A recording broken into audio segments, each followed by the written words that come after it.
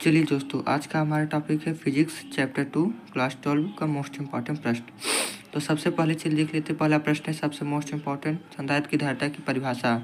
इसकी बीमा भी पूछ लिया जाता है। आप लोग इस चैप्टर की सभी बीमाएँ जितनी सब याद कर लीजिए, जितना मात्रक है सब याद कर लीजिए, क्योंकि सभी बीमाएँ और मात्रक जो हैं सब इम्पॉर्टेंट होते हैं। दूसरा प्रश्न है विभव प्रवणता। तीसरा इम्पॉर्टेंट प्रश्न है समविभव पृष्ठ। चौथा इम्पॉर्टेंट प्रश्न है वैद्युत विभव की परिभाषा। इसका भी बीमा पूछ लिया जाता है, इसकी भी मात्रक पूछ लिया जाता है। सब आप लोग रट लीजिए।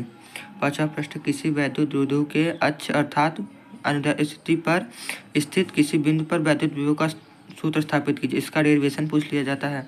छठवां है समांतर प्लेट संधारित्र की धारिता के लिए व्यंजक का निगमन कीजिए। ये तो मोस्ट इम्पॉर्टेंट प्रश्न है, आप लोग इसे अच्छी तरह से याद कर लीजिए।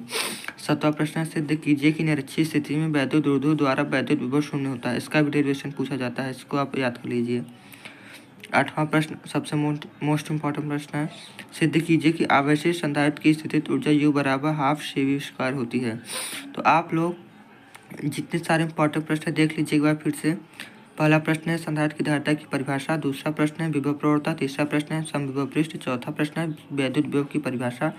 पांचवा प्रश्न है किसी वैद्युत द्विध्रुव के अक्ष अनुदैर्ध्य स्थिति पर स्थित किसी बिंदु पर वैद्युत विभव का सूत्र स्थापित कीजिए। छठवां प्रश्न है समांतर प्लेट संधारित्र की धारिता के लिए व्यंजक का निगमन कीजिए।